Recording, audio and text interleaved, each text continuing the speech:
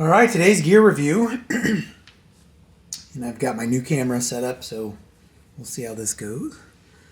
So I think I got camera and sound figured out down here. My other camera just didn't capture in low light as well as this one hopefully does. But anyway, today we're going to talk about this Pioneer SX750. No, it's actually a Toshiba SA750, but, you know, if I were to see this sitting on a shelf from across the room, first glance, I'm thinking Pioneer, right? There are some differences I'll talk about, but yeah, I think you can definitely see some design, right? Cosmetic design influences between the Pioneer and the Toshiba. So here we have a Toshiba SA750. Now there's just not a lot of information out there about this, and I just happened to have one cross my bench. I did a real quick tune-up to this one. So I figured, what the heck, I'll talk about it. I wish I had a 750. I don't currently have one to compare this to head-to-head. But I've serviced several 650s, 750s. I think one 850, one 950, a couple 1050s, and a 1250 in the past. So according to what I could find, right, and some of this is going to be a comparison between the Pioneer and the Toshiba. But so the Toshiba, according to Hi-Fi Wiki, right, these were manufactured between 78 and 80. Again, not verified. I can't find any product catalogs. In fact, I pulled some product catalogs from 77, 78, and 80, and I could not find this listed. So I really have no idea when these were sold, I guess I should say. Contrast that with the Pioneer. According to like Hi-Fi Engine, the Pioneer was manufactured between 76 and 78. They're both direct coupled receivers. Power output for both 50 watts per channel into 8 ohms, and their size is nearly identical, 19 inches by 6 inches.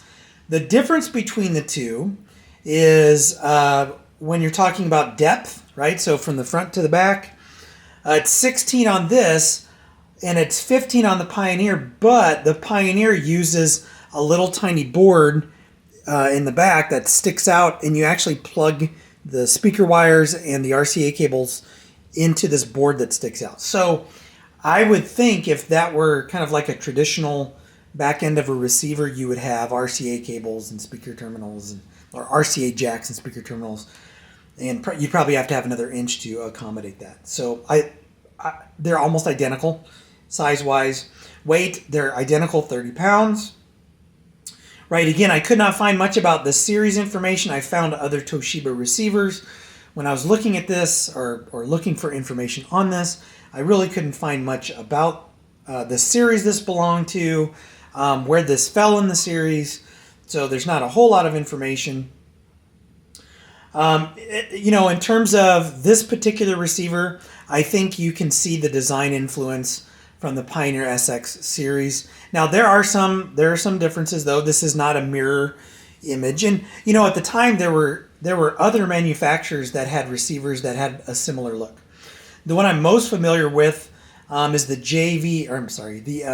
Sanyo JCX series, but again they're not as close in terms of the aesthetic to the Pioneer is as the Toshiba is, right? So the JVCs, they're close, but not like this Toshiba. Again, if I saw a JVC from across, a Sanyo, I have JVC and JCX stuck.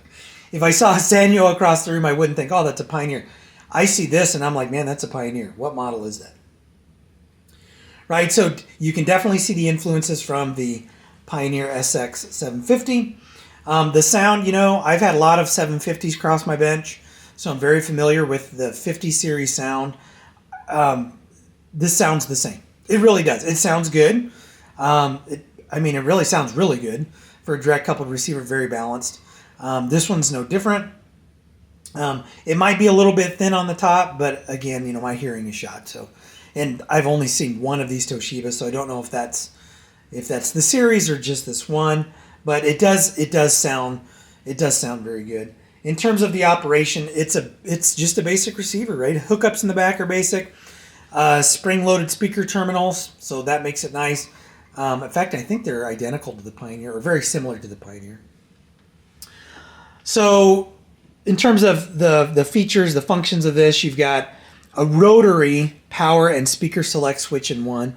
These are known to cause problems in the 50 series that have it, right? So if this goes out, if this starts to arc or anything like that, it can be tricky finding a replacement for it. But this does the power off, speaker A, off, B, and then A and B, headphones jack, bass and treble. Now these are stepped.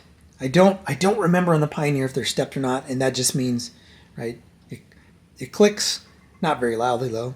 So we have bass, we have treble, we have a low and high filter, balance is not stepped. Oh no, balance is only notched in the middle. We have tape 1 and tape 2, and then you've got the source and the record options that you can manipulate there. We have AM, FM, auto, phono, auxiliary, and FM, whatever that is. Again, I don't...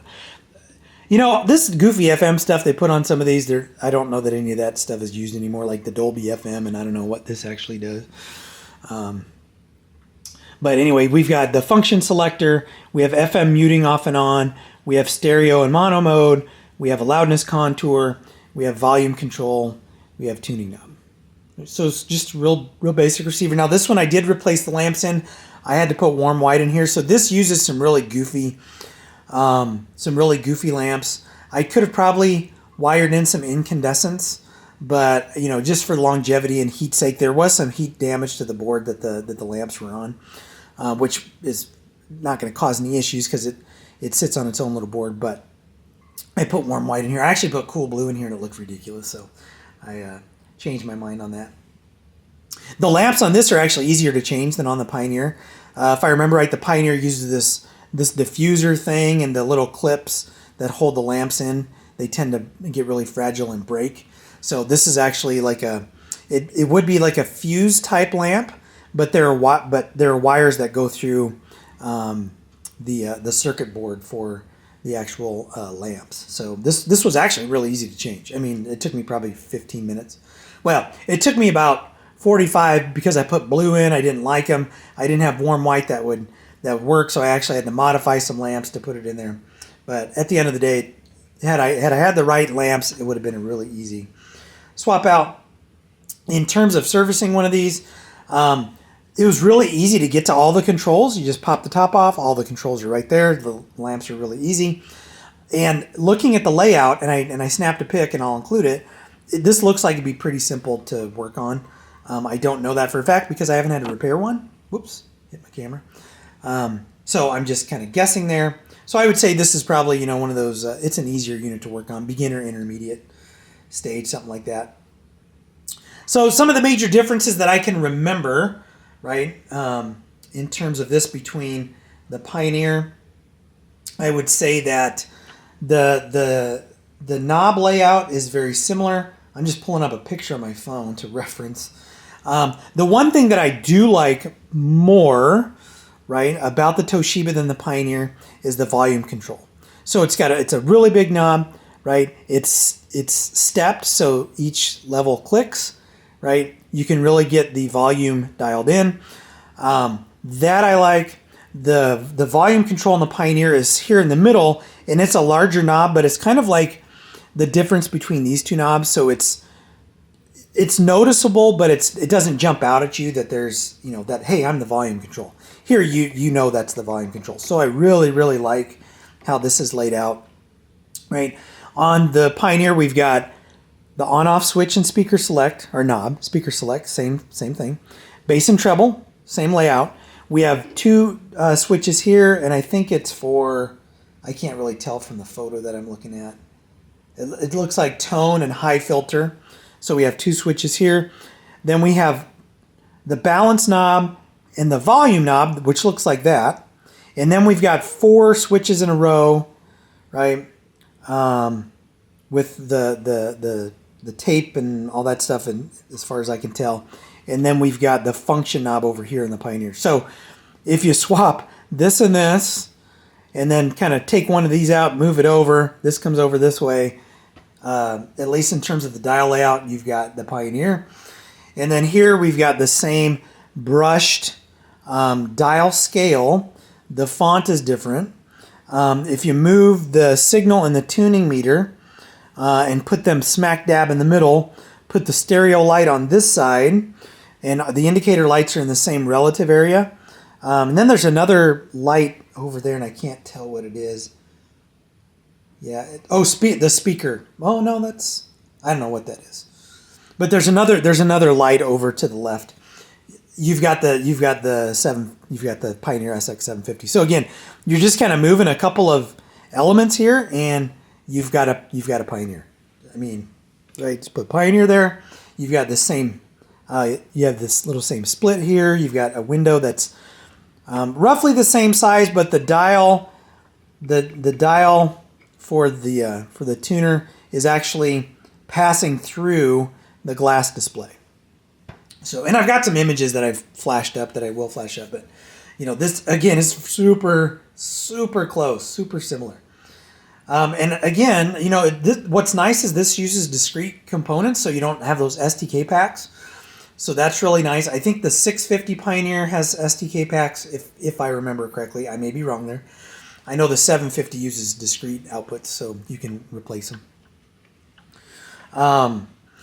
So really close aesthetically. Again, if I saw this from across the room, I would initially think that it's a Pioneer. All right, in terms of what you could expect, sorry, hitting my mic there. In terms of what you could expect to pay for one of these, this is where there are some advantages to the Toshiba versus the Pioneer. Restored, and I only found like one listing, and then I don't think I could find any sale. I may have found one sale because I did that a couple of days ago. Restored, I would guess $300 plus, like maybe $350 on one of these. And when I say restored, like this is in super good shape, right? This is in really good shape. No damage to the veneer, super clean. I mean, you can see no scratches, no damage to the glass. There's a little bit of stuff on the inside of the glass. Oh no, that's on the outside. I didn't do a very good job cleaning that off. One that looks like this would probably be, I would guess, in the $300 to $350 range. Working with a couple of cosmetic issues, I'm just guessing, would probably be in that $200, $250 range, right? Maybe between $250 and $300. Again, these are kind of hard to gauge because there are very few data points in terms of sales. So I'm just guessing there. Right, in terms of a parts unit, again, I'm thinking you could probably score one of these for less than $200, but you may be missing something. There may be damage to the cabinet. And understand you may be able to get one of these as a parts unit to repair or restore yourself. But think about how many of these were sold versus a 750, Pioneer 750. So could you easily find a knob, right? Could you easily find, right, a dial?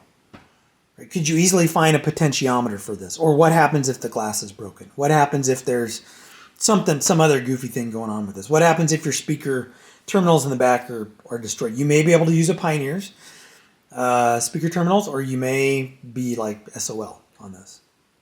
So again, you could get one of these at a really good price, and you could repair it. But this is one of those that I would pass unless it was cosmetically perfect. Right? You can typically sort out what's going on the inside because a lot of these manufacturers, they use the same components in terms of transistors. A resistor is a resistor. A transistor is a transistor. I did a real quick check. I didn't notice any problem transistors in here. I didn't notice any issues with sound on this one. So, I'm assuming that there are no frequent issues with these. At least I couldn't really find any. All I found when I was looking on Audio Karma was hey, I found one of these and I got it really cheap and it's really cool, right? Kind of those types of posts. I couldn't go and find, well, the FM section on these always has an issue because of this transistor, which is what I like to share in these videos. So definitely a sleeper. Definitely, if you're looking for something cool, you don't want to spend money on a Pioneer SX 750 because you're probably looking at an extra couple $100 at each one of those tiers. So notice when I do these reviews, I do a tiered system like restored, working, and then parts. So, a Pioneer for parts is probably going to run you $300. right? Or $250. So you're probably gonna end up paying a little bit more, 50 to $100, maybe $200 more, depending on how it looks, than you would on this. So, is it better than a Pioneer? I don't know. Is it every bit as good as a Pioneer? I would have no problem running one of these. This one seems to be very reliable. I've read that they're pretty reliable. Again, no common gremlins that I have read about. So, might be a good alternative for you for to scratch like a Pioneer itch if you have a Pioneer 50 series itch, but you don't want to commit to paying for one that's full price. Probably get one of these and be a pretty good thing. So that's it for the Toshiba 750. As always, if you like what you see, hit like, hit subscribe, and I'll catch you in the next video.